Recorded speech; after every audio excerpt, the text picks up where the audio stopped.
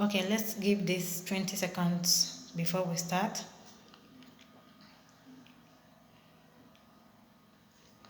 Okay, hi everyone. Welcome to another day of our Bible reading. Today we'll be studying Genesis chapter 2.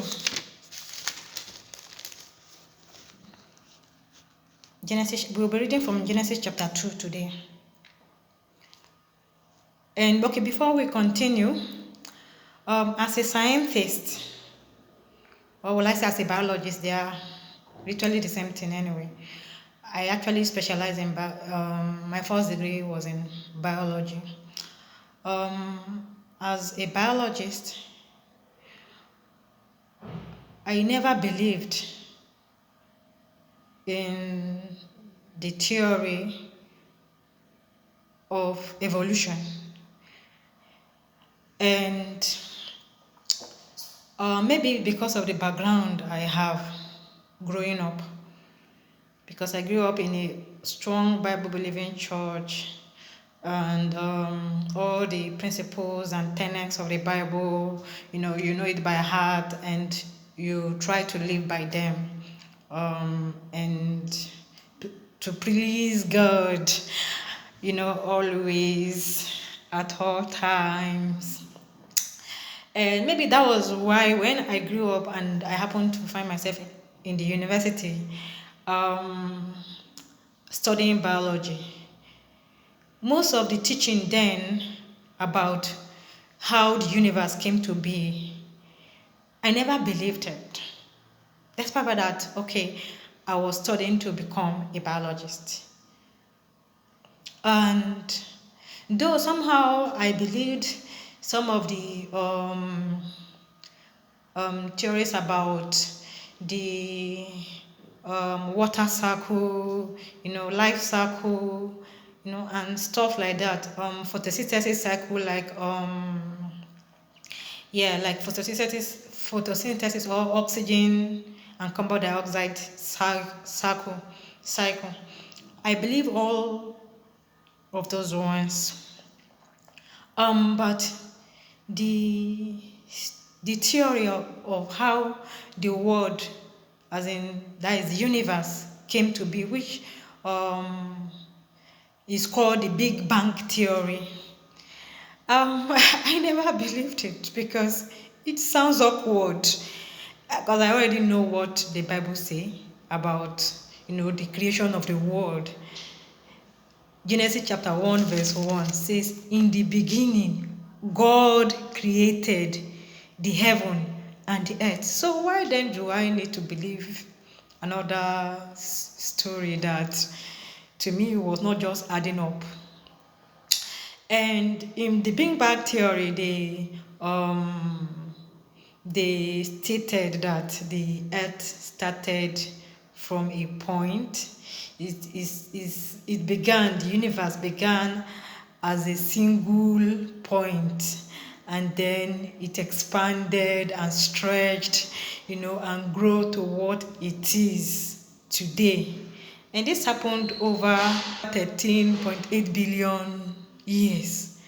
And I'm like, wow, what a story. And also, there was another theory, that is the theory of evolution, by Charles Darwin. I never believed it, of how living things come to be, how human beings came to be, how animals came to be, you evolving from one species to the other, and bringing in the theory of survival of the fittest, and adaptation features and all of that. I never believed those theories. Maybe because I already had a background, and after the first session of our Bible reading, Genesis chapter 1, the next morning I was preparing to do my morning devotion, and I felt God telling me, I'm still in the business of creation. And I'm like, okay. So, and you know, then when I decided to like, okay, know what God means by this, then it suddenly, start, reoccurring to me that, oh yeah, there are theories like this that people postulated, like, okay, this Big Bang theory that I just talked about, the Charles Darwin theory. And I'm like, okay, maybe this is what God is talking about. And before you know it, I stumbled into one video, and a good man of God was there trying to also do justice to Genesis chapter 1, as in that is the creation of the world. And then he was talking about how God created, the world out of something, you know, somehow, related to the Charles Darwin, theory. And I'm like, God created a world out of something. No, I don't think that, my Bible never said so. God created the world out of nothing. And luckily enough, I stumbled into another video that was also talking about, um, the creation of the world, the earth creation. And by this time around, I was, motivated to even watch till the end of this video. The video, I will put the link, in the bio. You can have it checked out later. The video was it was developed by the man called John MacArthur. So he's a preacher. So, and he he really made me happy. And apart from that, this was after, I had this, revelation, God telling me he's still in the business of creation. And then I went ahead to listen to this man, and I was impressed. And actually, he made mention of, some of these theories as well, especially the Charles Darwin's theory was what he really talked about. Though Charles Darwin's theory was evolution of, the animals and the living things that God created, which was actually, created, which he said, because of the water, all of these things, some of them evolve out of the water, and then at the end of the day, we have, maybe fishes evolving to the apes evolving to human beings and stuff like that, through survival of the fittest and adaptive features and stuff like that. And then, but being a biologist, I know that the theory of the creation of the world is the Big Bang theory. So, and he made mention exactly of,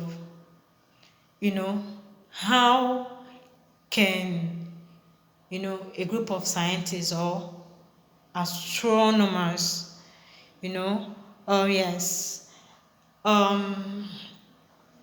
suddenly feels they can explain the theory of, the creation of the world when they were not there.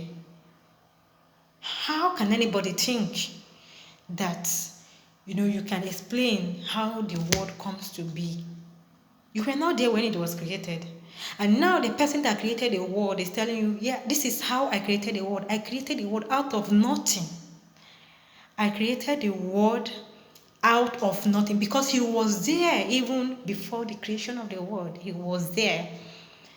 And then you said you're a group of scientists, or you're a group of astronomers, that maybe travel the space, maybe to the moon or whatever, and then you felt, okay, you discovered the story of how the world was created.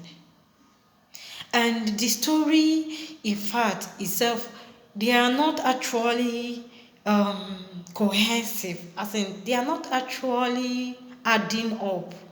There is missing links here and there. Even in these theories, they themselves, they themselves agree that there are some missing links. So who is the missing link?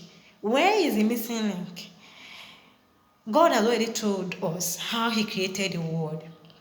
Genesis chapter 1 verse 1 said, in the beginning, God created the heaven and the earth. That is all we need to know. We don't need to question that. There are some things we don't need to question. Because it's God that created his world. And he created this world out of nothing. Because he was even there before the world.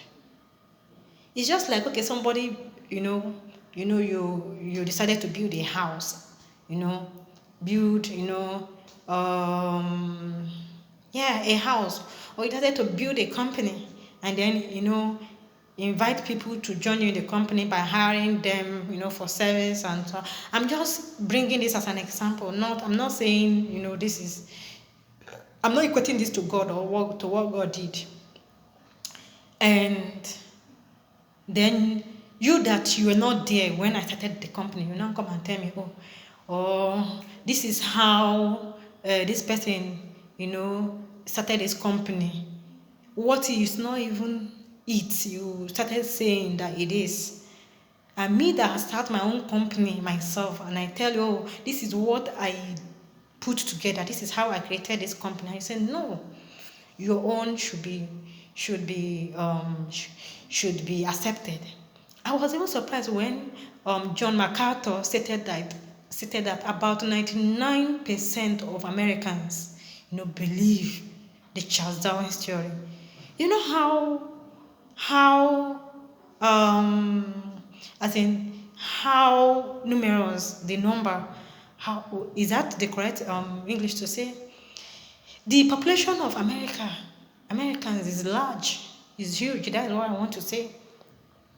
Then even about 99% of Americans should believe the Charles Darwin theory of evolution or the Big Bang theory of how the world come to be. Then how many percentage is believing the version of God? It means we need to wake up to the reality, to the truth. Then in this question of God saying,